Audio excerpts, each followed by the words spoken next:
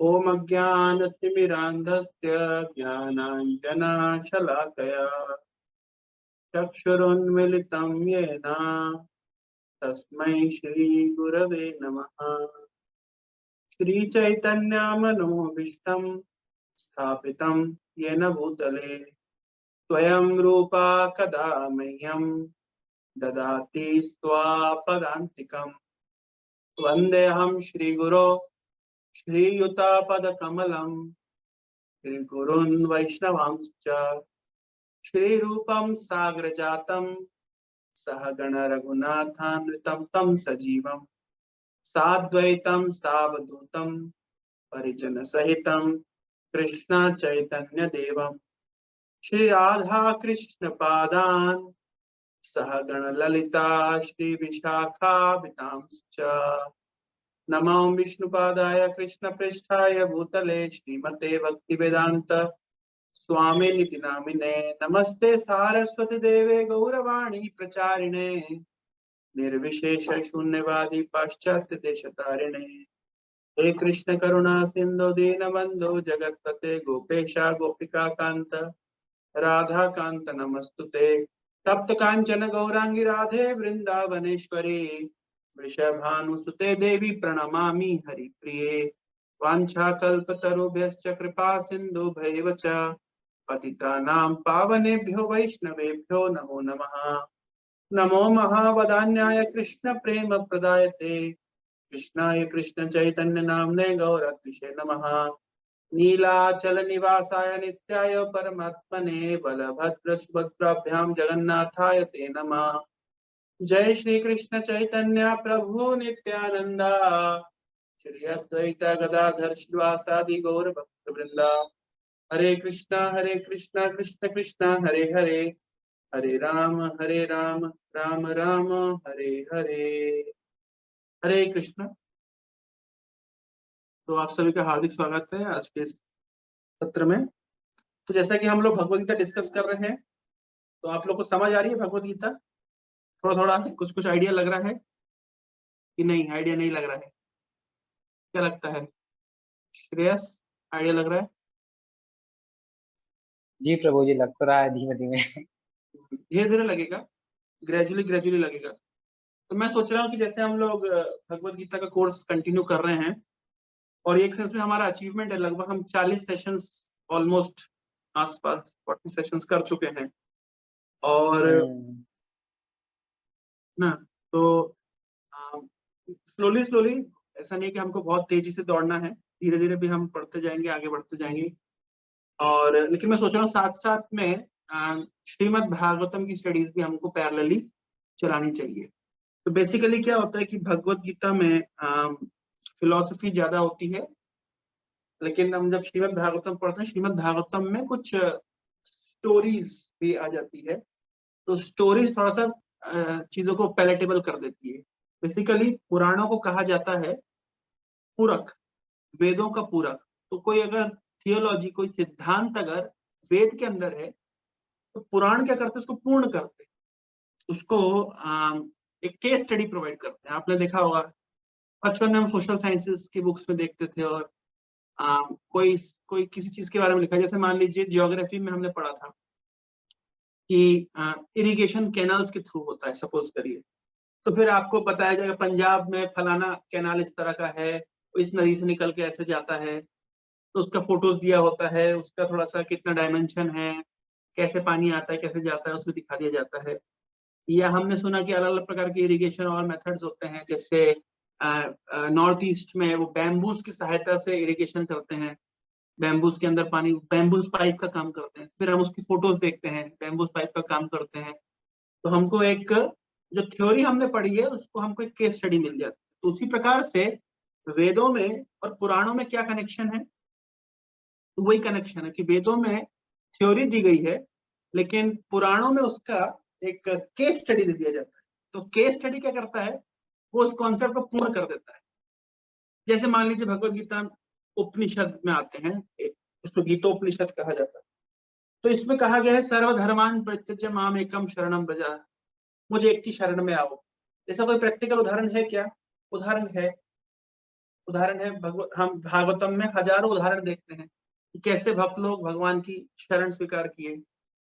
ये अनन्या चिंतयन्तो माम ये जना पर्युपासते तेषां नित्यभियुक्तानां योगक्षेम वहामि अहम्। जो मेरा अनन्य भाव चिंतन करता है उसके पास जो नहीं है मैं देता हूँ, जो है उसकी रक्षा करता हूँ। तो ये श्लोक गीता में है, ये एक सिद्धांत है। तो क्या इससे कोई उदाहरण है पुराणों में कि जिसने अनन्य भाव से भगवान का चिंतन किया, भगवान ने उसको प्रोटेक्शन दी है, भगवान ने उसकी रक्षा करी है? हजारों उदाहरण मिलते हैं। इस तरीके से जो उपनिषदों या वेदों का या अन्य शास्त्रों में जो सिद्धांत मिलता है उसका उसको पूरक, उसको पूर्ण करने वाले पुराण की केस स्टडीज होती है। इसलिए केस स्टडी बहुत महत्वपूर्ण होती है। तो हम भगवत गीता की फिलॉसफी पढ़ रहे हैं, लेकिन अगर श्रीमद् भागवतम का हमें साथ में टच मिल जाएगा तो वो जो यहाँ जो शास्त्र में बात लिखी गई, जो इधर पे लिखा गया है वो उधर भी जाके पूर्ण हो जाएगा। जैसे यही श्लोक आप देख लीजिए, यावन अर्थ उदपाने सर्वथा संप्रदोदके तावन सर्वेषु वेदेषु ब्राह्मणस्य विजानतः। भगवान कह रहे हैं कि जिसको वेद का पर्पस पता चल गया तो वो मान लीजिए उसके पास अगर नदी आ गई तो सारे कुओं का काम हो गया, छोटे छोटे कुओं का काम कंप्लीट हो गया। इसका क्या प्रमाण मिलता है हमें? पुराणों से मिलता है, भागवत महापुराण से उतना ही उदाहरण मिलते हैं। जैसे जैसे उदाहरण मिलता है कि जो द्विज पत्नियां हैं, ब्राह्मणों की पत्नियां हैं, जब कृष्ण बलराम और उनके फ्रेंड्स को भूख लगी तो फ्रेंड्स जाके कृष्ण बलराम से कहते हैं कि आप कुछ हमारे लिए व्यवस्था करिए। तो कृष्ण बलराम के फ्रेंड्स जाते हैं पहले तो उन ब्राह्मणों के पास जो यज्ञ कर रहे होते हैं। तो ऑल्दो यज्ञ कर रहे होते हैं लेकिन यज्ञ का पर्पस उनको पता नहीं।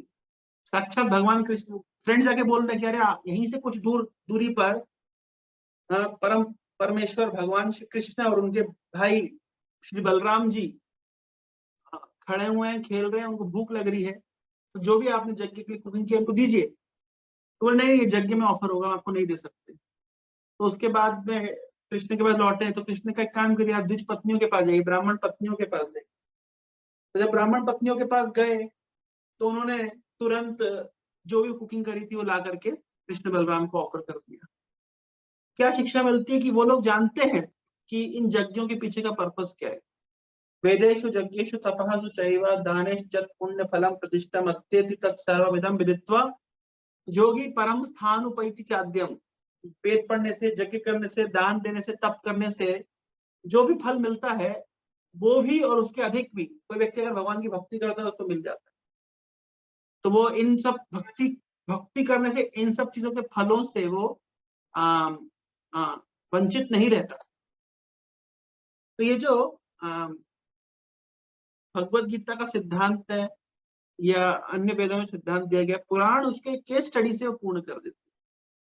दूसरा उदाहरण हम देखते हैं कि जब बलि महाराज के यज्ञ में भगवान वामन देव गए तो बलि महाराज ने वामन देव को सब कुछ ऑफर कर दिया। ये स्टोरी सभी जानते हैं, 3 पग भूमि में वामन देव ने सब कुछ ले लिया बलि से। ये जब पूरा केस खत्म हो गया तो शुक्राचार्य, एक्चुअली इस केस जब जब भगवान वामन देव आए थे तो शुक्राचार्य ने बलि को कहा था कि देखो ये सामान्य बालक नहीं है, कोई सामान्य बोना नहीं है, ये तो साक्षात भगवान विष्णु है और तुमको छल से तुम्हारा सब कुछ मांगने के लिए आए हैं। तो छल से सब कुछ मांगने के लिए आए हैं, मतलब क्या हुआ इसका?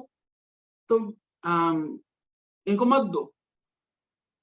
तब बलि महाराज बोले कि देखिए आप लोग जिनको वेदों से स्तुति करते हैं और आप जब आप मंदिर में अर्चन करते हैं, यज्ञ के समय अर्चन करते हैं, आप बुलाते हैं, आप मन ही मन मंत्र से मानते हैं कि भगवान आ रहे हैं, उन्हें आसन दिया गया, उनके चरण धुलाया गया, उनका मुंह धुलाया गया, उनको भोजन कराया गया, तो आप ये सब मन ही मन मानते हैं। लेकिन आज हमारे यज्ञ में साक्षात भगवान, जिनको आप मन में मंत्रों के माध्यम से मान करके आप इस तरीके से धारणा करते हैं कि भगवान आए हैं, भगवान बैठे हैं। हम जब ऑल्टर में सेवा करते थे इस तरह से हम भगवान को ऐसे आसन दिखाते हैं, भगवान आप आइए आसन ग्रहण करिए, फिर उनको हाथ धुलाते हैं, पैर धुलाते हैं, मुंह धुलाते हैं, फिर उसके बाद में उनको भोग ऑफर करते हैं। फिर जब भोग लग जाता है तो उसके बाद में हम उनके फिर से हाथ मुंह धुलाते हैं, फिर उनको वापस आसन में बिठाते हैं। सब तो भगवान तो एक्चुअली प्रैक्टिकली आ नहीं रहे, तो हम मंत्रों के माध्यम से कर रहे हैं, ऐसे धारणा कर रहे हैं हम कि भगवान आ रहे हैं। लेकिन बलि महाराज की यज्ञ में तो साक्षात भगवान आए हैं।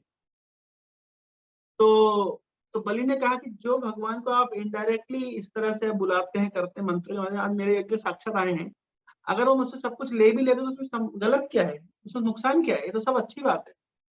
क्योंकि वेदों का तो वास्तविक लक्ष्य समझ गए कि अगर भगवान का मैं भक्त बन गया, अगर मैं भगवान के सरेंडर हो गया, तो फिर मेरे लिए क्या कमी रहेगी। तो इस तरीके से जो है वेदों का जो मतलब समरी है, जो कंक्लूजन है, वो उनको विदित था। और इतना ही नहीं, जब शुक्राचार्य जी इस तरीके से भगवान जब पूरा यज्ञ हो गया, कंप्लीट हो गया, तो लास्ट में शुक्राचार्य कह रहे हैं यज्ञ तो हो नहीं पाया था, इनकम्प्लीट रह गया था, क्योंकि भगवान आ गए रास्ते, फिर बीच में उन्होंने मांग लिया, फिर बलि दे नहीं पाया, फिर भगवान ने उसको सुतल लोक में भेज दिया, इत्यादि बहुत कुछ हुआ, उनको बंदी बना लिया। बाद में भगवान शुक्राचार्य से कह रहे हैं कि ठीक है, अब सब हो गया, तुम जो यज्ञ कर रहे थे वो यज्ञ कंप्लीट कर लो।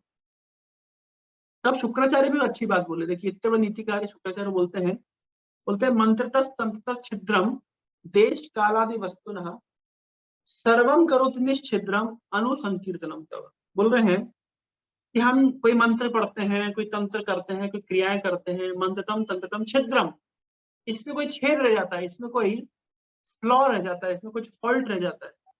देश कालादि वस्तुनः, और कोई समय के कारण कोई गलत मुहूर्त में काम शुरू किया, गलत स्थान पे, अशुद्ध स्थान पे कुछ यज्ञ कर दिया, कुछ स्थान की अशुद्धियां रह गई, देश की अशुद्धियां रह गई, पात्र की अशुद्धियां रह गई, इत्यादि देश कालादि वस्तु, लेकिन सर्वम करोति निश्चिद्रम अनुसंकीर्तनम तव। तो भगवान जिस स्थान पे आपका नाम संकीर्तन चलता रहता है, वो सब चीज निश्चिद्रम, छेद रहित हो जाती है, मतलब सारे फॉल्टलेस बन जाती है। तो केवल आपका नाम संकीर्तन होने से यज्ञ होना या कोई भी प्रकार की पूजा होना सब कुछ फॉल्टलेस हो जाता है। तो जिस स्थान पे आप साक्षात आ गए हैं, वहां कैसे कोई फॉल्ट बचेगा? फिर और क्या यज्ञ करना है, अब किस चीज को करना है? तो देखिए, हाँ, इसका अर्थ है कि तावम सर्वेशु वेदेशु ब्राह्मण से विजानत, जो व्यक्ति वेद का पूरा लक्ष्य समझ गया है, अब उसको जब उसको भगवत भक्ति प्राप्त हो गई है, जो कॉन्सेप्ट पीछे का समझ आ गया है, तब उसके लिए ये सब चीजें इतनी मैटर नहीं करती। तो यहाँ बार बार प्रोपर लिख रहे हैं one must be intelligent enough to understand the purpose of the Vedas without being attached to the rituals only, and must not desire to be elevated to heavenly kingdom for better quality of sense gratification। देखिए कितनी बात बोल रहे हैं कि देखिए शुक्राचार्य और बलि महाराज में यही अंतर था। Shukracharya was too much attached to the rituals, पर पर्पस था रिचुअल का offer everything to Krishna. But जब ओरिजिनली कृष्ण खुद आ गए हैं, तो शुक्राचार्य ने देने से मना कर दिया। That means he was more attached to rituals without understanding the purpose behind them. Similarly, but on the contrary to Shukracharya, Bali Maharaj, he was not only engaged in the rituals, he was knowing the purpose behind them. The purpose of the ritual is to offer everything to Krishna, and Krishna himself is coming to receive from him. What can be the greater achievement than that? उससे better क्या हो सकता है? Ritual के पीछे का spirit जानना जरूरी है। मैंने शायद वो कहानी सुनाई थी आप लोगों को एक बार, कि एक बार एक शादी हो रही थी, सुनी स्टोरी? जब शादी हो रही थी तो एक बिल्ली बहुत तंग कर रही थी, कभी इधर दौड़ रही, कभी उधर दौड़ रही, कभी उधर दौड़ रही है। तो लड़के की माँ ने क्या किया, बिल्ली के ऊपर एक बाल्टी डाल दी। तो बाल्टी डाल दी तो अब बिल्ली हिल नहीं सकती, कहीं जा नहीं सकती है। तो पूरी शादी बड़ी पीसफुल तरीके से हुई, बिल्ली बहुत तंग कर रही थी। तो अब ये जो जिस जिस माँ ने शादी कराई, इसकी एक डॉटर भी थी। तो इसकी जब डॉटर थी, तो ये जब डॉटर की शादी हो गई, डॉटर के बच्चे हो गए, डॉटर के बच्चे जब बड़े हुए, तो ये डॉटर अपने बच्चों की शादी कराने वाली है। तो उसने कहा सारे रिचुअल कंप्लीट होगा, लेकिन एक चीज रह गई। बोले क्या? बोले बिल्ली के ऊपर बाल्टी नहीं डाली। तो बिल्ली खोज के लाओ और उसके ऊपर बाल्टी रखो। तो वो बिल्ली खोज करके लाए और उसके ऊपर बाल्टी रखी गई। तो इसकी डॉटर ने भी, जो शादीशुदा थी, ऑलरेडी उसके बच्चे थे, लेकिन उसने भी देखा कि मेरी माँ ने क्या किया, कि ये एक शादी में, अपने लड़के की शादी में, एक बिल्ली के ऊपर बाल्टी डाली गई। उसने पूछा माँ आपने कहाँ से सीखा है? बोले मैं अपनी माँ से सीखा है। तो हमने समझ लिया कि परंपरा में चला आ रहा ज्ञान है, ये शुभ होता है। ठीक है, तो जब इस लड़की की शादी हुई, तो इस लड़की ने अपने बच्चों की शादी करी, तो सारे रिचुअल कंप्लीट हो गए। उसने बोला भाई एक चीज रिचुअल बचा। बोले क्या? बोले बिल्ली लाओ, उसके ऊपर बाल्टी रखी जाएगी। तब लोगों ने पूछा भाई ये क्या रिचुअल है? बोले कहाँ सीखा? बोले मैंने अपनी माँ से सीखा। तो माँ से पूछा आपने? बोले मैंने अपनी माँ से सीखा। तो उस समय उसकी माँ जिंदा थी, काफी बुढ़ी हो गई थी, तो उन लोगों ने सोचा हम पूछ के ये क्या रिचुअल है। तो पूछने गए, मतलब माँ की माँ, मतलब पर नानी, तो पर नानी से पूछने के लिए गए, तो पर नानी जी ये जो रिचुअल होता है इसमें क्या होता है, मतलब बिल्ली के ऊपर बाल्टी रखना, इसका सिग्निफिकेंस क्या है? तो बोले अरे मूर्ख, उस दिन बिल्ली तंग कर रही थी इसलिए मैंने उसके ऊपर बाल्टी रख दी थी, ये थोड़ा कोई रिचुअल है। लेकिन देखिए आप देखिए समाज में रिचुअल्स कैसे फैलते हैं, वो इसी तरह फैलते हैं। आपने ऑब्जर्व किया होगा। तो one should not just get attached to rituals, one should know the spirit behind them, क्यों ऐसा किया है। जैसे उदाहरण के तौर पे हम जब आरती करते हैं, तो आरती करते सबसे पहले अगरबत्ती दिखाते हैं, देखा आप लोगों ने? तो क्यों दिखाते हैं अगरबत्ती? अगरबत्ती सिग्निफिकेंस किसका है? अगरबत्ती से गंध निकलती है और पृथ्वी में गंध होती है। तो अगरबत्ती ऑफर करने के माध्यम से हम मानो भगवान को पृथ्वी ऑफर कर रहे हैं, फिर अग्नि ऑफर कर रहे हैं, फिर जल ऑफर कर रहे हैं, वायु ऑफर कर रहे हैं, पंखा जलाते हैं भगवान को, शंख बड़ा बजाते हैं, यानी आकाश ऑफर कर रहे हैं। इतना ही नहीं, जो पुजारी आरती कर रहा है अपना मन ऑफर करता है, बुद्धि ऑफर करता है, और जब भगवान को दंडवत प्रणाम करता है अपना अहंकार ऑफर करता है। भूमि रापो नलो वायु खम मनो बुद्धि रे ऊंचा अहंकार में भिन्ना प्रकृति। भूमि, अग्नि, जल, वायु, आकाश, मन, बुद्धि, अहंकार, ये आठों भगवान की शक्तियां हैं, भगवान की शक्ति। तो भगवान की शक्ति, तेरा तुझको अर्पण क्या लागे मेरा, ओम जय जगदीश हरे हम गाते हैं ना। तो तेरा तुझको अर्पण मतलब ये सब चीज भगवान की है, उनको अर्पित किया जाता है। तो आरती करने का मतलब होता है कि इस समय हम ये भगवान को ऑफर कर रहे हैं, तेरा तुझको अर्पित कर रहे हैं। ये धारणा, ये भावना होती है। इन चीजों के पीछे कुछ पर्पस है, कोई भी रिचुअल के पीछे कोई स्पेसिफिक पर्पस है, तो वो जानकर करना चाहिए, तो जानना जरूरी है। पूरे वेदों के पीछे का पर्पस क्या है? हाँ, भगवान कृष्ण को जानना, भगवान कृष्ण के साथ संबंध का स्थापना करना, संबंध को स्थापित करना, उनसे प्रेम करना। तो ये जो व्यक्ति जान गया है, फिर उसका रिचुअल्स उतने इंपॉर्टेंट नहीं होते। आगे ये बात आएगी, जो इस तरह के व्यक्ति है is not too much attach to the rituals, वो रिचुअल से बहुत ज्यादा अटैच नहीं। कभी कभी आपने देखा होगा कि बहुत सारे डिवोटीज होते हैं, they are not after rituals but their philosophical understanding is very strong. मैं आज भी एक व्यक्ति के, वन ऑफ आवर एक स्टूडेंट के पेरेंट्स आए थे मिलने के लिए, मैं उनको बता रहा था। मैंने कहा देखिए आप किसी, मैं कई बार बात बोल चुका हूं, आप किसी ऑर्गेनाइजेशन में जाते हैं, स्पिरिचुअल ऑर्गेनाइजेशन में, तो generally we get enamoured, we get attracted by the rituals. हम उनके रिचुअल से, वो कैसे मेडिटेशन करते हैं, वो कैसे ध्यान करते हैं, कैसे वो गीत गाते हैं इत्यादि, हम इससे आकर्षित होते हैं। वो आकर्षण अच्छा है, पर ritual is just the 10% of everything, 90% is the philosophy. So just we should not just get to the rituals, but we should try to understand the philosophy. Otherwise हमारी नॉलेज बहुत इनकम्प्लीट रह जाएगी। और प्रैक्टिकली देखा जाए, आज जितने भी डिवोटीज कनेक्ट हो रहे हैं, बहुत कम लोगों को स्पिरिचुअल, मतलब रिचुअल्स छोड़ के, मतलब उसकी स्पिरिट, उसकी फिलोसफी में इंटरेस्ट है, बहुत कम लोगों। अब देखिए इसको ने बहुत लोग आते, कंठी माला पहन लेते, तिलक लगा लेते, लेकिन उनका फिलोसफिकल अंडरस्टैंडिंग बहुत कमजोर रहता है। तो मैं लास्ट टाइम ये बात बोल रहा था कि हमारे लिए फिलोसफी को जानना बहुत महत्वपूर्ण है। We should just not get stick to the rituals. और पुराणों में हमको उदाहरण मिलता है, एक्चुअली प्रत्यक्ष उदाहरण मिलता है कि कैसे हाँ, पूर्ववर्ती भक्तों ने, आचार्यों ने इस तरह किया है। एक लड़का आया था, शायद मैं पहले भी इस बात को कोट कर चुका हूँ, एक बच्चा आया था, तो वो ही वाज फाइटिंग अबाउट, नहीं लास्ट टाइम क्वेश्चन किसने पूछा था मुझे ध्यान, they were discussing about Aurobindo, I guess. Somebody was, nahi, somebody, I don't know. Somebody was asking me about Aurobindo. He said that Aurobindo was having realization of Hare Krishna. Krishna प्रभु। आपसे discuss हो रहा था कि प्रभु मेरा last time? हाँ जी ये प्रभु point, जी। हाँ, तो वही बात है कि इट्स अगर हम किसी की बात कर रहे हैं कि तो हमको देखना पड़ेगा इतिहास में ऐसा कितने लोगों ने किया है, उनका रियलाइजेशन कितना मैच कर रहा है पूर्ववर्ती जो भक्त हुए उनके रियलाइजेशन से, वो कितना पैरेलल है। इसका प्रत्यक्ष उदाहरण एक श्लोक मिलता है, श्रुति स्मृति पुराण आदि पंचरात्र के विधि बिना एकांत की हरे भक्ति उत्पाद एवं कल्पते। श्रुति स्मृति पुराण आदि, श्रुति शास्त्र स्मृति शास्त्र पुराण आदि इसके कंक्लूजन्स के अगेंस्ट में जाकर के जो तथाकथित हरि भक्ति है उसको कहा गया उत्पात एवं कल्पते। वो केवल एक sense, this is one kind of nuisance in the society, उत्पात मचाता है।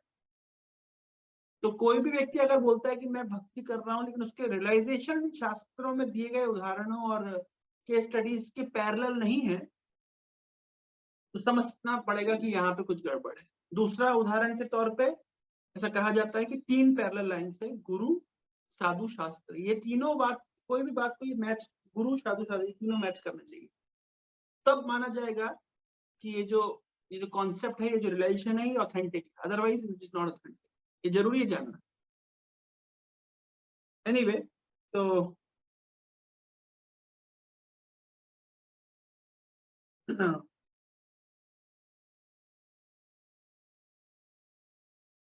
एक श्लोक प्रभुपाद जी इस परपट में कोट कर रहे हैं, 46 नंबर।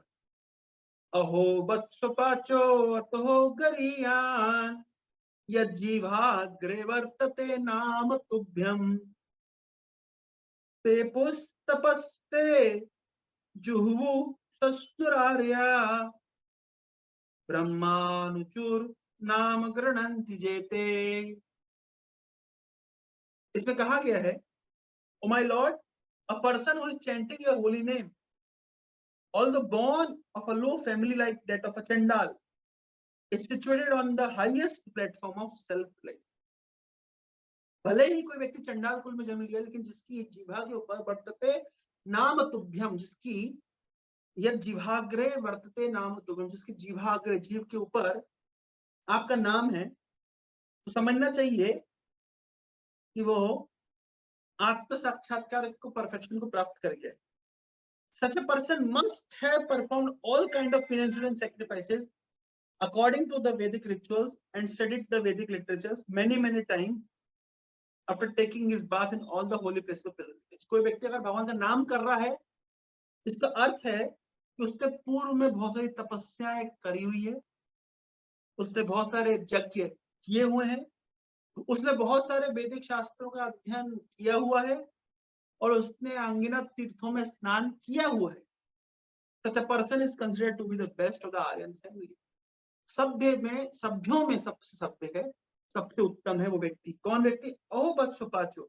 अहो बत मतलब आश्चर्य बोध किया, अहो बत सुपाचो अतो गरियान। सोपाचो मतलब, सोपाच मतलब चंडाल, तो चंडाल कुल में व्यक्ति को जन्म लिया है, लेकिन जब जीवाग्रे वर्तते नाम तुभ्यम, लेकिन आपका नाम है भगवान, उसकी जीवा के अग्र भाग पे है।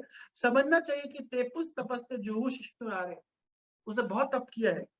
ब्रह्मानुचुर नाम गृणन्ति येते, ब्रह्मानुचुर मतलब उसने वेदों का अध्ययन पहले बहुत किया हुआ, तब जाकर के आपका नाम गृणन्ति जेते, वो आपका नाम लेने के लिए सक्षम हो रहे हैं। ये श्रीमद् भागवतम में माता देवहूति कपिल देव बोल रही है, भागवत का प्रमाण।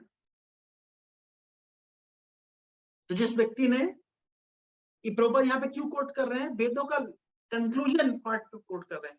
अरे जिसने कंक्लूजन समझ लिया, मेन पर्पस समझ लिया है, फिर उसको जिसको कंक्लूजन प्राप्त हो गया है, फिर उसको रिचुअल्स में अटैच होने की जरूरत नहीं। फिर प्रभुपाद यहाँ पे ये भी कोट कर रहे हैं कि the best way of the best principles of Vedic culture is served by chanting the holy name. भगवान के नाम का जप करना, ये वेदों का परफेक्ट कंक्लूजन है, परफेक्ट कल्चर का एस्टेब्लिशमेंट।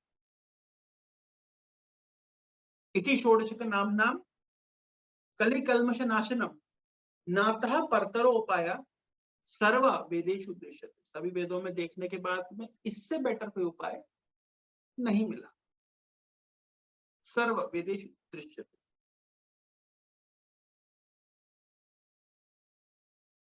ये बात यहाँ पे वेदों के लक्ष्य। आप ध्यान से सुनिए, कहां से शुरू हुआ ये कॉन्सेप्ट, कहां से शुरू हुआ?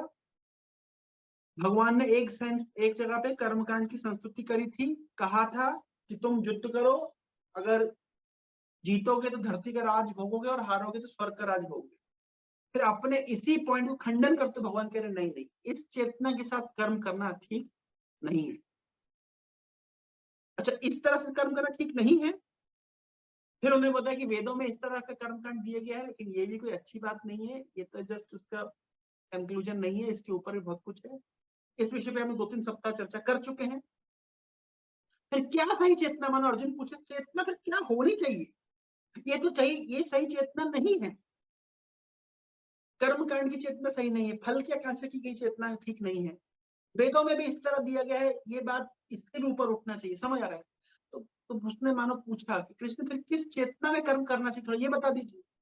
तब भगवान फेमस श्लोक कोट करे, कर्मण्येवाधिकारस्ते मां फलेषु कदाचन मां कर्म फल हेतु माते संगोस्त अकर्मणि जोगस्थः कुरु कर्मणि संग त्यक्त्वा धनंजय सिद्धिर असिद्धियो समो भूत्वा समत्वम जोग उच्यते दुरेण हावरम कर्म बुद्धि जोगा धनंजय बुद्धौ शरणम अनविच्छ कृपणा फल हेतव बुद्धि युक्तो जहातिह उभे सुकृत दुष्कृते तस्मात् जोगाय जस्य योगः कर्मसु कौशल।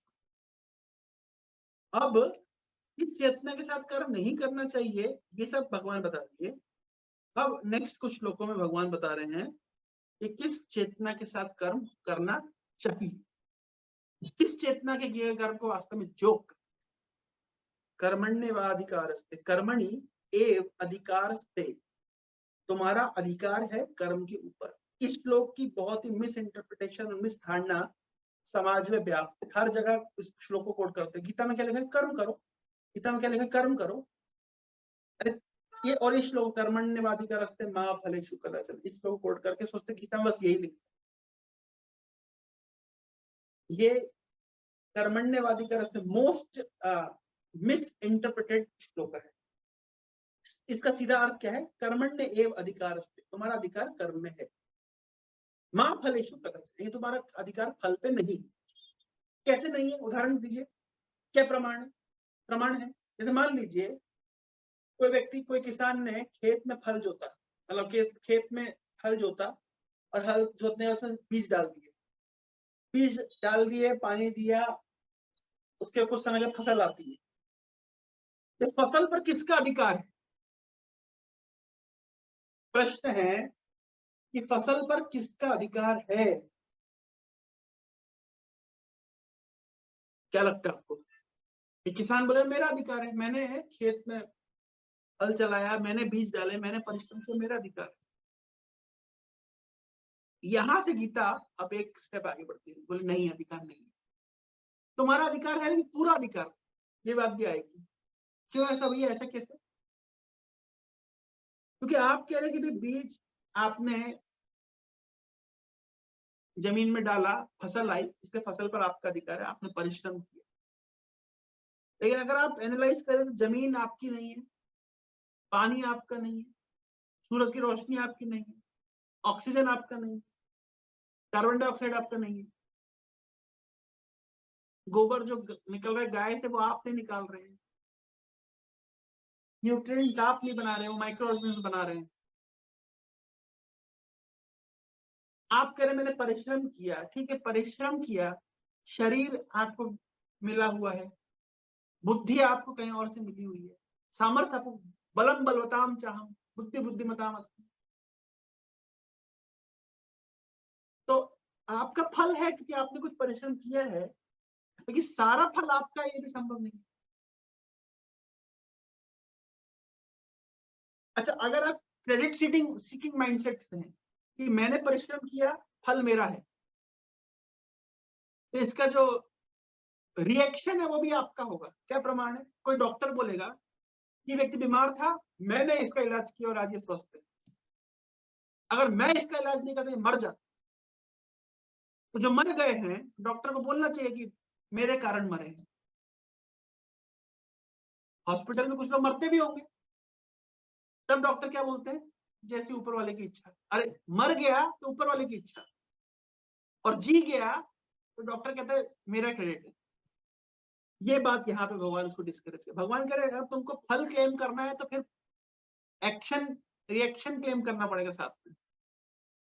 तुम अगर उसके पॉजिटिव फल को क्लेम करते हो तो तुम्हें नेगेटिव फल भी क्लेम करना चाहिए ना, ये तो कॉमन सेंस है ना। तो नहीं, हम पॉजिटिव फल को क्लेम करेंगे, इसलिए कह रहे भैया कुछ फल क्लेम मत करो, because the moment you will start to claim positive you have to claim negative as well, इसलिए better don't claim। ये यहाँ से बात कर्मण्यवादी का रास्ता, कर्मण्यवादी कर्म पे तुम्हारा अधिकार है, तुम्हें एंडेवर देना है। माँ फलेषु कदाचन, फल पे तुम्हारा अधिकार है नहीं, फल आ भी जाएगा तो मत बोलो। पहली बात तो फल आएगा नहीं आएगा ये भी तुम्हारे हाथ में नहीं है। अच्छा बीज डालेंगे जमीन में, फल आए, क्या गारंटी? जब किसान जमीन में बीज रोपण करता है तो क्या बोलता है भगवान से? भगवान तेरे सहारे है। देखिए आप लोगों ने लगान मूवी देखी है? उसके सहारे आ जाते हैं हम। डॉक्टर जब जब किसी के हार्ट का ऑपरेशन कर रहा है, किसी ब्रेन का ऑपरेशन कर रहा है, क्या बोलता है वो? भले वो ऊपर से ना बोले, अंदर के दूसरे भगवान मैं कर रहा हूँ, संभाल लेना। अरे कॉलेज में आप एग्जाम लिखे हैं, आप क्या सोच के एग्जाम लिखते हैं? मैं लिख रहा हूँ लेकिन कृष्ण संभाल लेना, अब बोल नहीं पड़ता है आपको। एट द एंड कितना भी नास्तिक व्यक्ति हुआ अंदर से और बोलना ही पड़ेगा भगवान संभाल लेना। क्यों बोल रहा भैया भगवान संभाल लेना? क्योंकि उसको पता है कि मेरा एंडेवर है ठीक है, लेकिन सब चीज मेरे हाथ में नहीं है। तो यहां से पहले समझना पड़ेगा हर चीज मेरे हाथ। कल मैं सुन रहा था, एक यूट्यूब चैनल पे आता है, अगेंस्ट द दक्षा ऑफ कलयुग। वो लोग श्रील प्रभुपाद जी को कलयुग का दक्ष कहते हैं। वो बहुत हर दिन उनका वीडियो आता है, हर दिन का है ना, क्वेश्चन आंसर विद इस्कोनाइट्स ऐसे करके, इस तरह उनका हर दिन कुछ डिस्कशन विद इस्कोनाइट्स। और कोई इस्कॉन का कोई नया अगेंस्ट द दक्षा ऑफ कलयुग, ये उनके चैनल का नाम है। उनका डिस्कशन होता है ना इस्कोनाइट्स के साथ, क्वेश्चन आंसर। हर दिन की डिबेट आती है, 2-2 घंटा चलती है, 100 लोग देखते हैं। मैं कल देखा, 2-4 दिन से मैं उसको थोड़ा ऑब्जर्व किया। तो क्या करते हैं, कोई स्कूल में नया नया कोई लड़का आता है, उसको पकड़ लाते हैं, कोई जो नया नया जुड़ा होता होगा कहीं कहीं, उसको ला करके और 4-5 बिल्कुल अगेंस्ट हो जाते हैं और उस बेचारे को पेलते रहते हैं, बोलते हैं तुम्हारी स्कूल की फिलोसफी ऐसी। तो मैंने कल उसको मैसेज लिखा, मैंने कहा अगर तुमको लाना तो लोग एक्सपीरियंस डिवोटी को लेकर के आओ भाई, तुमको डिबेट ही करनी, तुम बेचारे बिल्कुल कमजोर नया आदमी को पकड़ के ले आते हो और उसके साथ तुम 4-5 आदमी रैगिंग लेते हो उसकी, ऐसा और दिखाते हो कि हम कितना बड़ा बुद्धिमान लोग हैं। तो वो कल उसमें से एक व्यक्ति बोल दिया ऐसे, मतलब उनका डिस्कशन में बोल दिया, जो गीता में लिखा सर्व धर्मान प्रत्यय माम एकम शरणं, मतलब आत्मा को सरेंडर करो, अपने आप को सरेंडर करो, इस तरीके से कि उसको कहीं कहीं तर्क उठा लाया जो भी है। तो देखिए भाई, यही श्लोक से भगवान ने प्रूव कर बोलना शुरू कर दिया कि you are not all in all. कर्म का फल देने वाले तुम खुद को खुद नहीं हो सकते।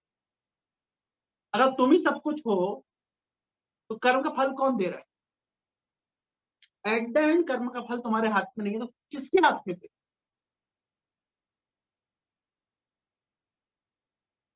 बहुत इजी है शास्त्रों को इस दृष्टि से देखना कि आत्मा ही सब कुछ है, ये बिल्कुल बोगस बात। हमारे कर्मों का फल, हमारी सारी मेहनत का रिजल्ट, फल देने वाला कोई और।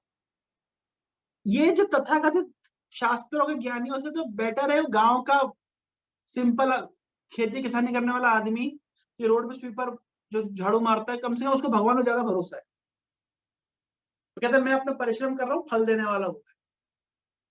तो उनको इतना कॉन्सेप्ट है कि फल देने वाला कोई है। वो ज्यादा वेद पढ़ने के बाद बोलते हैं कोई और नहीं, बस मैं ही मैं हूँ, आत्मा ही सब कुछ है। भगवान क्यों बोल रहे भाई माँ फलेषु, माँ फल के तुम अधिकारी नहीं हो, तुम कर्म के अधिकारी हो, फल के नहीं। क्यों ये बात बोल रहे हैं? क्योंकि तुम्हारे, अगर तुम्हारे हाथ में होता फल, तुम ही सब कुछ है, तुम्हारे हाथ में होना चाहिए फल, पर हमारे हाथ में फल नहीं है। यहाँ से थर्ड पार्टी है, ये प्रूफ शुरू होता है, थर्ड पार्टी की एग्जिस्टेंस है जो हमारे कर्मों के फल हमको देते हैं। जब भगवान कृष्ण के पेरेंट्स महाराज और यशोदा मैया, ये लोग गोकुल के लोग, ब्रजवासी, इंद्र की पूजा करते थे, तो भगवान ने उस पूरी फिलॉसफी में कर्म का सिद्धांत बोला, बोले कि ना आप इंद्र की पूजा क्यों कर रहे हैं? देवी देवता लोग तो वही देते हैं, आपके कर्म के अनुसार फल देते हैं। तो सभी सब कर्म ही सब कुछ है। भगवान कर्म मीमांसा, कर्म कांड की पूरी ज्ञान उधर पे ऐसा प्रवचन किए, कर्म ही सब कुछ है, कर्म ही सब कुछ है, किसी की पूजा करना जरूरत नहीं, कर्म ही भगवान है। ये सब बात भगवान कृष्ण बोल रही है, उनने फिलॉसफी दी है। लेकिन अगर कर्म ही सब कुछ है, पूरा बात नहीं बोले भगवान आज, क्योंकि इंद्र की पूजा से रुकवाना था ना। कर्म ही सब कुछ है, लेकिन भाई आगे की बात यह कि कर्म का फल देने वाला भी कोई है, वो है कृष्ण, वो है नारायण, वो है भगवान विष्णु। अगर कर्म ही सब कुछ होता और तो फिर हर व्यक्ति को फल मिल जाता ना, कर्म सब कर रहे हैं। अगर कर्म ही सब कुछ होता तो घोड़ा ज्यादा परिश्रम करता है, फिर जंगल ज्यादा शेर है। कर्म ही सब कुछ होता है, जो कूली जितनी मेहनत करता है, तो वो क्यों नहीं धनी व्यक्ति, सबसे धनी व्यक्ति बन जाता है। कॉमन सेंस है, कर्म है सब कुछ है, मतलब कर्म का अधिकार हमारे पास है, कर्म का फल हम क्लेम नहीं कर सकते, तो देने वाला जब देगा तब देगा। मां कर्म फल हेतु। अब फल मिल गया तो हेतु मत बनो। देखो मेरे प्रयास से मिला है, मैंने सही समय में किसानी करी इसलिए अच्छा फसल आई है, मैंने मेहनत करी इसलिए मेरे को फल मिला है, रिजल्ट मिला है, नहीं। क्यों आप हेतु मत बनो, कि मल्टीपल हेतु हैं।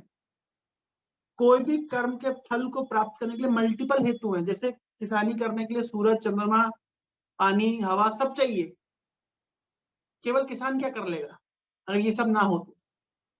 अपने आप को हेतु मत मानो, अपने आप केवल अपने को क्रेडिट मत दो। लेकिन अगर आगे वो बोलेगा कि अगर मैं हेतु भी ना बनूं, कर्म में मैं कर्म केवल मेरा कर्म पे अधिकार है, फल पे अधिकार नहीं है, फल का हेतु भी नहीं बन सकता, अकर्मणि संगोस्त भी अकर्मणि, बेटर है कुछ नहीं करना, कर्मणि बिल्कुल रिलैक्स हो जाओ, कुछ मत करो। तो बोले मारते संगोस्त भी अकर्मणि, अकर्मणि से भी आसक्ति मत, अकर्मण्य मत बन जाओ। यानी कर्म करो लेकिन सही चेतना में कर्म। किस चेतना में कर्म करो? योगस्थ, योगस्थ कुरु कर्म। योगस्थ मतलब इक्विपॉइस, मतलब समभाव से, संग तत्वा, आसक्ति छोड़कर, सिद्धि असिद्धियों समभूत्वा, सक्सेस और फेलियर में समान भाव रखना, इस तरह का समत्वम योग उच्चते, इसको ही योग कहा गया है, या योग की चेतना में किया गया कर्म कहा गया है।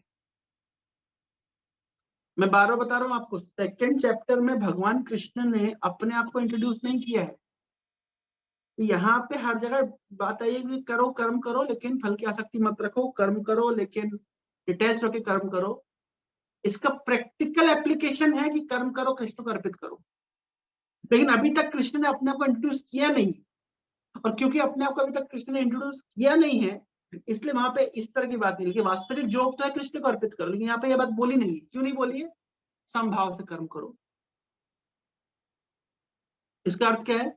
सुख दुख में समान भावना रखो, डिटैच रहकर कर्म करो। क्योंकि अभी ऑफरिंग करने की बात इंट्रोड्यूस नहीं करेगी, पर आगे इंट्रोड्यूस करी जाएगी। लेकिन इस चेतना में किए गए कर्म को ही जोग कहते हैं। मैं एक प्रैक्टिकल उदाहरण से मैं कुछ बताना चाहता हूँ जो आप थोड़ा रिलेट कर पाएंगे। जैसे हम घर गृहस्थी वालों को बोलते हैं, हम बोलते हैं कि घर गृहस्थी काम तो चलते रहेंगे, भगवान का भजन करते रहिए। कभी ऐसा समय नहीं आएगा कि आपके घर गृहस्थी में स्टेबिलिटी आ जाएगी, सारी प्रॉब्लम सॉल्व हो जाएगी, फिर हम भजन करेंगे। तो हम बोलते हैं, इसका प्रैक्टिकल एक्सपीरियंस हमने कुछ दिन तक किया। लास्ट वीक हमारे यहाँ लाइट चली गई क्योंकि पूरा फ्यूज वायर जल गई, तो बिजली बिल्कुल नहीं थी, दिन भर बैठे रहे। फिर वो ठीक हुआ, तो जैसे ही वो ठीक हुआ तो हमारे एक बाथरूम से पानी रिस करके एक रूम में जाने लगा, तो रूम में पूरा बाढ़ आ गई। फिर उसको ठीक कराया, तो कल हम देखे हमारे एसी में से पानी झप झप झप गिरने लग गया। फिर एसी वाले को बुला के उसको ठीक करवाया, तो वो ठीक हुआ। तो फिर उसके बाद हमारे ऑफिस की लाइट झप झप झप झप जलना बंद होना शुरू हो गई। अब मैं अनुभव करो कि देखिए कितना सरल है दूसरे को बोलना कि घर गृहस्थी काम चलते रहेंगे, है ना, इन सबसे ज्यादा अटैच नहीं होना चाहिए, उसको तो अपना ड्यूटी समझ के करते रहिए, लेकिन भगवान में मन लगे भक्ति करते रहिए। लेकिन प्रैक्टिकली आप देखिए कितना मुश्किल हो जाता है कभी-कभी। और ये शिक्षा क्या मिली कि मटेरियल वर्ल्ड में प्रॉब्लम्स की वेव्स आती रहेगी, एक के बाद दूसरी, दूसरी के बाद तीसरी, तीसरी, चौथी, कभी नहीं रुकेगी। तो मैं क्या सोच रहा था, मैं सोच रहा था कि एक बार मैं पूरे सिस्टम को स्टेबल कर दूँगा, बिल्कुल चीज़ें बिल्कुल परफेक्ट कर दूँगा, उसके बाद मैं बैठ कर के शास्त्र अध्ययन करूँगा। ऐसा मैं अपने मन में सोच रहा, किसी को बोला नहीं मैं। लेकिन मेरे पिछले 1 सप्ताह के एक्सपीरियंस में क्या आ गया कि ऐसा कभी भी नहीं होगा कि थिंग्स विल बिकम परफेक्ट। ऐसा कभी हो ही नहीं सकता। मेटेरियल वर्ल्ड इज़ डिज़ाइन्ड इन सच अ वे कि दैट वन आफ्टर अनदर, जैसे पानी में लहरें आती हैं, एक के बाद दूसरी, दूसरी और तीसरी, तीसरी, चौथी, चौथी और पाँचवीं प्रॉब्लम्स, वो धारा प्रवाह आती रहेगी। आप कभी भी उससे छूट नहीं सकते। ये जो हमारा कॉन्सेप्ट है कि एक बार जब चीज़ें स्टेबल हो जाए तब मैं करूँगा, ये कभी होने वाला है नहीं। अब खुद हर व्यक्ति अपने जीवन में अनुभव कर सकता है। एक प्रॉब्लम खत्म, दूसरी, दूसरी खत्म, तीसरी। और हर बार हम क्या बोलते हैं, बस ये प्रॉब्लम लास्ट, ये खत्म होने से चीज़ें स्टेबल हो जाएगी। लेकिन ऐसा कभी नहीं हुआ। तो कर्म करना है बिना आसक्त के, मतलब आसक्त होने का मतलब होता है कि अगर हम इन चीज़ों से बहुत अटैच हो जाते हैं तो अपने मेन गोल के ऊपर हम फोकस कर ही नहीं पाएँगे। तो प्रॉब्लम सॉल्विंग चलती रहेगी, घर संसार के काम चलते रहेंगे, प्रॉब मैनेजमेंट चलता रहेगा, लेकिन जो लक्ष्य है उसको हमको फिर भी अचीव करना है। यहाँ से शिक्षा मिलती है। इस चेत यानी आपको अपनी चेतना के स्तर को उतना ऊपर रखना है कि ये सब प्रॉब्लम्स हमको हमारे गोल से प्रभावित ना कर सके। आप देखिए कैसे-कैसे लोग जो भौतिक गोल के पीछे भी होते हैं, मटेरियलिस्टिक गोल को प्राप्त करने के लिए भी उन कई प्रॉब्लम से गुजर के जाते हैं, लेकिन उनका कभी भी फोकस चेंज नहीं होता। वो प्रॉब्लम्स को इतना इम्पोर्टेंस नहीं देते। एक बुक मैंने पढ़ी थी, उसमें लिखा था, अच्छा पॉइंट, शुभ विलास टो की बुक थी, ओपन आइड मेडिटेशन। उसमें एक अच्छा लाइन लिखा था उन्होंने एक जगह पे, some problems need to be sort out and some problem need to be tolerated. कुछ समस्याओं को सॉल्व करने की आपको आवश्यकता है और कुछ को आप टॉलरेट कर जाइए, क्योंकि आप कभी भी ऐसा सिचुएशन नहीं आएगा कि आप प्रॉब्लम फ्री हो जाएंगे। कभी ऐसा होगा नहीं। तो अगर ऐसा होगा नहीं, हम अगर हमारा अटैचमेंट है कि नहीं नहीं मैं बिल्कुल चीजों को परफेक्ट बना दूं, सिचुएशन को परफेक्ट कर दूंगा, ये कभी भी होने वाला नहीं है। और अगर हम केवल सिचुएशन को परफेक्ट बनाने के पीछे दौड़ते भागते रहेंगे, तो अपना जो मेन गोल है उसको हम फोकस कभी कर ही नहीं पाएंगे। तो क्या शिक्षा मिलती है? शिक्षा मिलती है कि things will go on its own pace, अपने हिसाब से चलती रहेंगी चीजें, और वो चलेंगी, हमारे प्रेजेंस में चलेंगी, हमारे एब्सेंस में चलेंगी, इसलिए उसमें हमें मिनिमल अटैच होकर के काम करना है, उसको करना है। लेकिन हमारा जो फोकस है, जो गोल है, उसके प्रति हमको पीछे नहीं हटना है। जो लोग बोलते हैं कि लहर समुद्र में लहरें आना बंद हो जाएगी तब मैं स्नान करूंगा, तो एक जीवन भर स्नान नहीं कर। उसी प्रकार जो व्यक्ति बोलता है कि एक बार मैं चीजें स्टेबल हो जाए लाइफ में, फिर उसके भगवान का भजन करूंगा, वो होने वाली है नहीं, क्योंकि दिस वर्ल्ड इज डिजाइन। ये रियलाइजेशन बहुत जरूरी है। पिछले 1 सप्ताह में मुझे जम के रियलाइजेशन आया। मैं एक दिन ऑब्जर्व कर रहा था, मैंने कहा एक प्रॉब्लम, दूसरी प्रॉब्लम, तीसरी प्रॉब्लम, चौथी प्रॉब्लम, कोई ऐसा दिन नहीं है कि जिस दिन प्रॉब्लम ना आई हो। तो इसका अर्थ क्या है? इसका अर्थ है कि this is the nature of the world.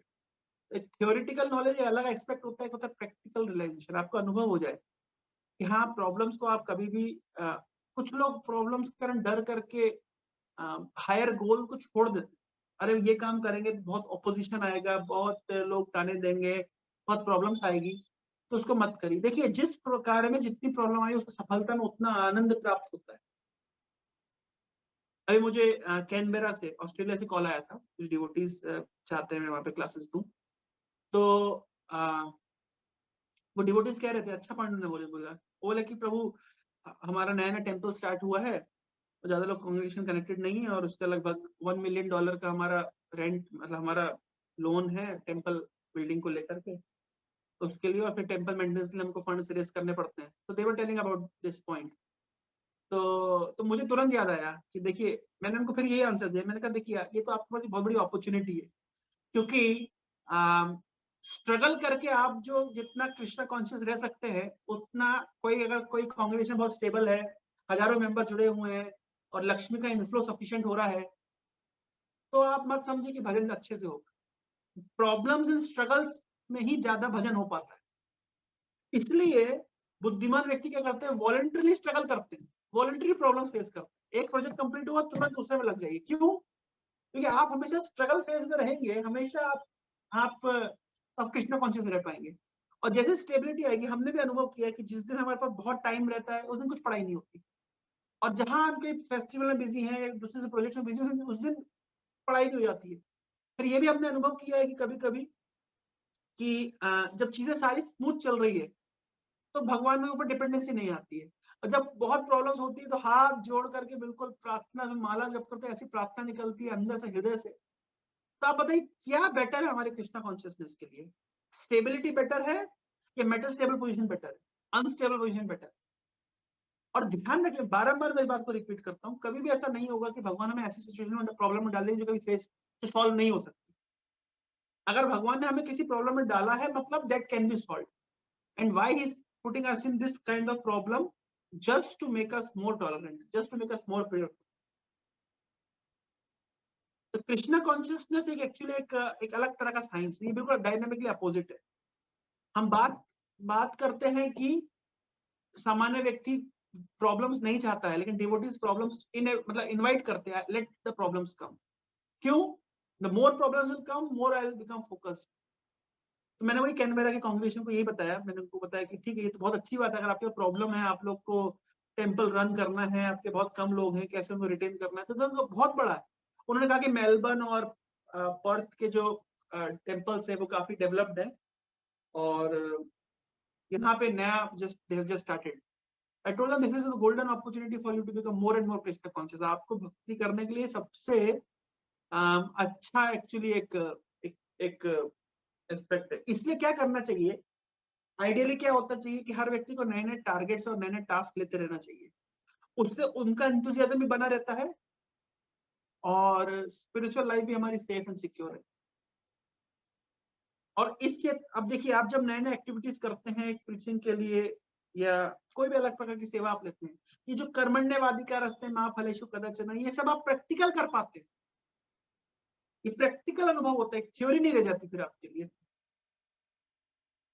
आपने बहुत एफर्ट डाला, बहुत एनर्जी लगाई किसी कार्य को करने के लिए, और वो और एक समय के बाद आकर के आपको वो लगता है कि अरे ये हो पाएगा नहीं हो पाएगा, तो उस समय आप क्या करते हैं? उस समय आपको बोलना ही पड़ता है कृष्ण आप जैसा चाहें। तो हो गया ना, माँ फलेषु कदाचन, कृष्ण मैंने तो अपना अपना 100% दिया, अब आपके हाथ में। तो देखिए, वो जो थ्योरी है, भगवत गीता का प्रैक्टिकल एनालिसिस करना बहुत जरूरी है, और वो तभी होगा जब हम प्रैक्टिकल सर्विसेज में एंगेज होंगे। क्या अंतर है ज्ञानी और भक्त में? ज्ञानी के पास वही ज्ञान है, भक्त का ज्ञान रियलाइज्ड हो गया, पक गया। कैसे पक गया? सेवा करने से पक गया। मैं बार बार बोलता हूँ, जो जो थियोरिटिकल नॉलेज है वो विजडम में, वो रियलाइजेशन में, वो सर्विस से कन्वर्ट होती है। अगर वो सर्विस के चैनल से नहीं गुजरेगी तो वो रियलाइजेशन में कन्वर्ट नहीं होगी, वो केवल थियोरिटिकल नॉलेज होगी। और इसलिए आप देखिए, जो थियोरिटिकल प्रीचर्स होते हैं उनकी बात को बहुत ज्यादा लोग रिलेट नहीं कर पाते हैं, लेकिन जो प्रैक्टिकल प्रीचर्स होते हैं वो लोग क्या करते हैं, क्योंकि उसी से गुजरे होते हैं, हम रिलेशन शेयर करते हैं। कुछ लोग होते हैं जो प्रीचर नहीं होते, जो बहुत बड़ी कथा नहीं बोलते, लेकिन उनकी जीवन शैली इस प्रकार की होती है, उन्होंने इस तरह से सिचुएशन को डील किए होते हैं, उनकी छोटी सी बात भी बहुत बड़ा लेसन दे जाती है। तो ये तो हमको कृष्णा कॉन्शियसनेस में प्रैक्टिकल डिवोटी बनना पड़ेगा, ना कि थियोरिटिकल, जस्ट एक बुकिश बुकिश ज्ञान और प्रैक्टिकल विजडम में बहुत अंतर है। कल एक बच्चा मुझे कॉल किया, तो वो बच्चा बोला कि वो 12th क्लास में बच्चा है, उसका अभी 98 परसेंटाइल आया है जेई में, और वो एडवांस एग्जाम देगा। तो पता नहीं कहाँ से उसने मेरा नंबर ले ला के उसने मेरे संपर्क करना शुरू किया, कभी यूट्यूब में भी फॉलो करता है। तो ही सेंडिंग 8 राउंड्स ऑफ हरे कृष्णा महामंत्र एवरी डे, काफी समय से कर रहा है वो, और काफी अच्छा स्टूडेंट है। तो मुझे फोन करके बोला रोज मैं जब कॉलेज में जाऊंगा तो प्रोबेबली 98 परसेंटाइल में उसको एनआईटी मिल जाएगा, और मैंने कहा तुम आईआईटी के लिए ट्राई करो, तो प्रोबेबली उसको वो भी मिल जाए। तो मुझे बोला कि प्रोबेबली मैं जब आईआईटी में जाऊंगा, एनआईटी में जाऊंगा, तो मैं ऐसे भक्ति करूंगा, ऐसे करूंगा, ऐसे करूंगा, बहुत कुछ बोल रहा था। तो मैंने कहा देखो भाई, तुम जब जाओगे, जब करोगे, तब बात करेंगे, ऐसे थियोरिटिकल बोलने से फायदा नहीं। अभी तुम्हें कॉलेज की हवा लगी नहीं है ना, अभी तो तुमको सब कुछ भक्ति भक्ति बहुत सूझ रही है, लेकिन जब तुम प्रैक्टिकली 1-2 साल कॉलेज की हवा खाते हुए भक्ति कर लोगे, उसके बाद भी तुम टिके रहोगे, तब मानेंगे कि तुम्हारी भक्ति है। मैंने कहा ऐसे मैंने बहुत लोग देखे हैं। एक लड़का पहले आता था, वो मेडिकल एग्जाम की प्रिपरेशन कर रहा था, तो वो बहुत स्टूडियस था, मतलब वो उसने बहुत प्रभुपाद की बुक्स पढ़ी थी, और यहाँ तक कि भक्ति सिद्धांत सरस्वती की बायोग्राफी में पढ़ा हुआ था, इतना बड़ा स्टूडियस बच्चा था। तो जब उसका कॉलेज में एडमिशन हो गया तो कुछ महीनों के बाद मैंने उससे समहाउ संपर्क किया, कि संपर्क टूट गया था, मैंने संपर्क किया। मुझे कह रहा है देखिए प्रभु जी, है ना, मैं तो भक्ति करना चाहता हूँ, ऐसा नहीं कि मैं चाहता नहीं, तो लेकिन मुझे थोड़ा-सा भी मतलब मुझे माया को देखने दीजिए। ऐसा वो बोला, क्लियर बोला, मुझे अभी कुछ दिन माया को देखने दीजिए। मैं आऊँगा, मैं तो जानता हूँ अल्टीमेटली यहीं पे आना है, लेकिन अभी कुछ दिन मुझे माया को देखने दीजिए। तो मैंने कहा ये ऑनेस्ट आंसर है। जबरदस्ती भक्ति कोई नहीं कर सकता। थोड़ा माया की लात खाए, थोड़ा-सा संसार देखे, उसके बाद में उसको ये सब चीज़ है ना प्रैक्टिकल अनुभव होना चाहिए। थ्योरेटिकल बोलने से फायदा नहीं। जो प्रैक्टिकल टेस्ट करके आएगा, वो वो कंटिन्यू करेगा कृष्ण कॉन्शियसनेस में। और जो केवल थ्योरेटिकल होता है, तो वो उसको कहते हैं ग्रीन डिवोटीज, मतलब अच्छे समय में डिवोटी है और जब मुसीबत का समय आता है भाग जाते हैं। तो इस तरह नहीं होगा। Late everyone go through the process. हम लोग की क्या होती है, जल्दी होती है कि जल्दी जल्दी वो डिवोटी होना चाहिए कोई व्यक्ति, जल्दी जल्दी माला पकड़ना चाहिए, जल्दी जल्दी। लेकिन ऐसा होना, ये प्रैक्टिकल नहीं है। Let people go through their own speed, on pace, and gradually gradually we should accept Krishna consciousness. ऐसा होगा तो वो स्ट्रॉन्ग डिवोटीज बनेंगे। तो हमको उसी तरह के डिवोटी चाहिए, वही डिवोटीज एक्चुअली लॉन्ग रन में कृष्णा कॉन्शियसनेस प्रैक्टिस कर सकते हैं। तो ये सब जो बातें यहाँ पे लिखी कर्मण्यवादी, ये सब प्रैक्टिकल हमको अनुभव होना चाहिए, थ्योरी में नहीं। हरे कृष्णा कृष्ण कृष्ण हरे हरे, हरे राम राम राम हरे।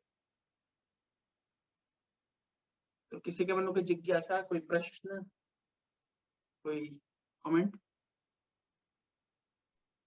हरे कृष्णा प्रभु जी। हरे प्रभु जी, विजडम क्या होती है? विजडम मतलब जब प्रैक्टिस। नॉलेज का प्रैक्टिकल एप्लीकेशन, है ना।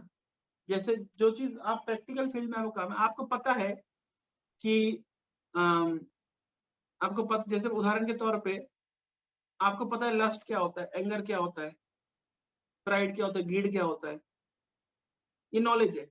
लेकिन जब प्रैक्टिकल आप ऐसी सिचुएशन में आते हैं जब आपको लस्ट अटैक करता है, ग्रीड अटैक करती है, एंगर अटैक करता है, तो आप अपने आप को संभाल पाते कि नहीं संभाल पाते, ये विजडम। तो बहुत बार हम कोट करते हैं कि दुर्वासा ऋषि ने अम्बरीश के चरणों में अपराध किया। अरे हम भी तो कितनी बार अपराध कर देते हैं। तब इसका मतलब है कि हमें नॉलेज है उस सब्जेक्ट की, परंतु जब हम प्रैक्टिकल फील्ड में होते हैं तो हमको उसका उतना अनुभव नहीं। विजडम मतलब आप प्रैक्टिकल सिनेरियो में एप्लीकेशन। ठीक है श्रेयस? हरे कृष्ण प्रभु जी, सज्जन प्रणाम। हरे कृष्ण मत जी। प्रभु जी, जब हम कोई बुक पढ़ना शुरू करते हैं तो मतलब कैसे पढ़ें, कैसे मतलब वो सब याद रहे, जैसे मेन पॉइंट्स वगैरह कैसे, थोड़ा सा बोलेंगे क्या प्रभु जी? मतलब ये याद रखने का सबसे अच्छा तरीका है दूसरे को पढ़ाना। हरि कोई ओम। भी मतलब प्रीचिंग अगर हम नहीं करेंगे, क्यों बार बार हमको प्रभुपाद जी ने प्रीचिंग मूवमेंट में एंगेज किया है। जो हम सीख रहे हैं, जो हम सुन रहे हैं, हमारी जिम्मेदारी उसको दूसरे को बताएं। दूसरे के कल्याण के लिए नहीं, वो तो होगा होगा, दूसरे को बताने से एटलीस्ट वो कॉन्सेप्ट हमको याद रहेंगे। तो इसलिए बेस्ट वे है, अगर आप कोई किताब पढ़ते हैं तो दूसरों के साथ शेयर करें कि आपने ये पढ़ा है, सुना है। प्रीचिंग करने से एक बार जो चीज हम 100 बार पढ़ते हैं, वो एक बार अगर हम बोल देंगे तो हमें हमारे माइंड में स्टोर हो जाएगा। तो इसलिए आप भी अपना एक छोटा सा क्लोज ग्रुप बनाइए जिनके साथ आप शेयर कर सकते हैं।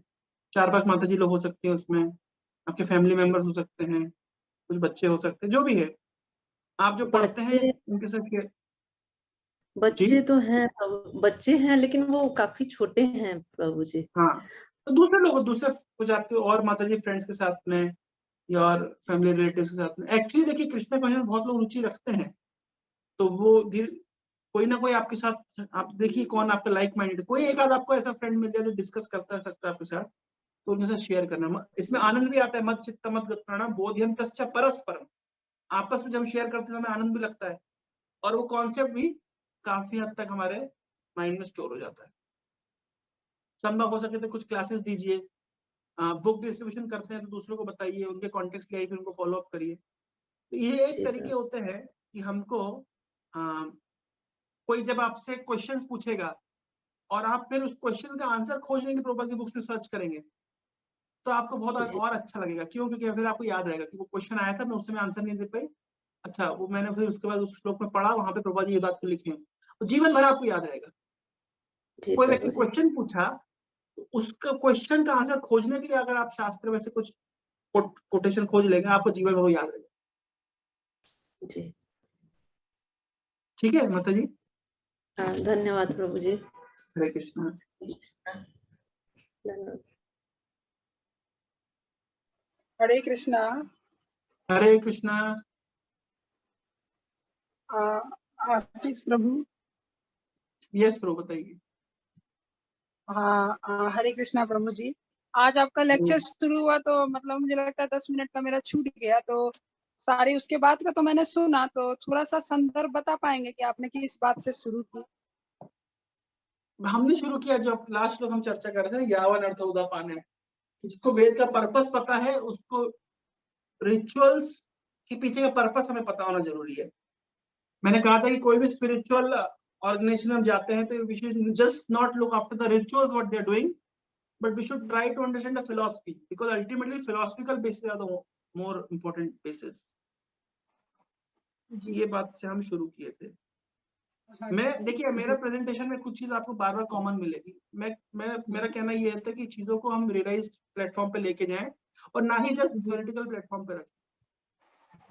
एक इंफॉर्मेटिव पर्सन और एक डिवोटी में अंतर रहता है कि we are not just informed about the spiritual things, we are realising it, that is into realisation में है, वो जरूरी है हमारे लिए। और वो हमारा सतत प्रयास रहना चाहिए, जो हम पढ़ रहे हैं उस चीज से कितनी अनुभूति हमको।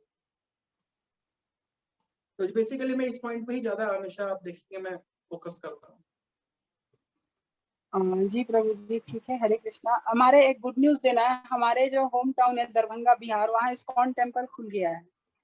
जी अच्छा, इस्कॉन दरभंगा में? इस्कॉन टेम्पल, हाँ दरभंगा बिहार में इस्कॉन टेम्पल खुल गया है। कल मैं अपने घर जा रहा हूँ, बहुत बढ़िया, हरी बोल।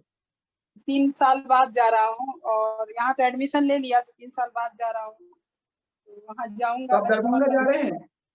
जी कब जा रहे हैं? कल जाऊंगा, और अगले सप्ताह लौट आऊंगा सैटरडे संडे तक। फिर 25 से क्लासेस होंगी ना यहाँ।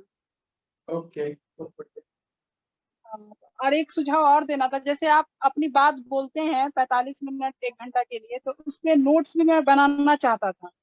जैसे आप बोल रहे अच्छा, हैं तो मैं उसमें मेजर पॉइंट्स लिख करके, लेकिन कभी कभी मेरे अंदर जो होता है, कभी कभी मैं अटेंड नहीं कर पाता हूँ, या कॉन्फिडेंस नहीं आता है कि प्रभु जी बोल रहे हैं उससे कनेक्ट नहीं कर पाता। लेकिन मेरे मन में इच्छा आई है कि आप जो भी बोलते हैं उसको नोट्स बना करके, उसका पीडीएफ बना के ग्रुप में डाल दूँ। जरूर तो जरूर, इससे, बहुत अच्छा रहेगा।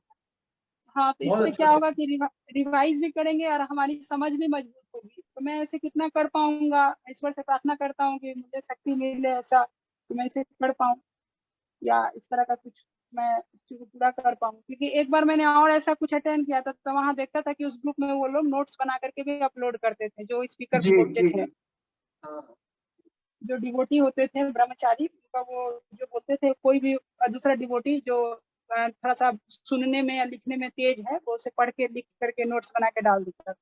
जी, तो इस तरह के प्रयास का कोशिश करूंगा करना तो मैं। बहुत ही अच्छा होगा, बहुत अच्छा होगा। हाँ, जो जो मुख्य बिंदु है, 4 5 10 जो भी मुख्य बिंदु से लिखा जा सके, तो उसे रिवाइज करने में और आगे समझ मजबूत करने में सहायता मिलेगी। जी जरूर। ठीक है, तो प्रभु जी बहुत बहुत धन्यवाद। आज का लेक्चर बहुत अच्छा रहा, बहुत ज्ञानवर्धक रहा। हरे कृष्णा। हरे कृष्णा।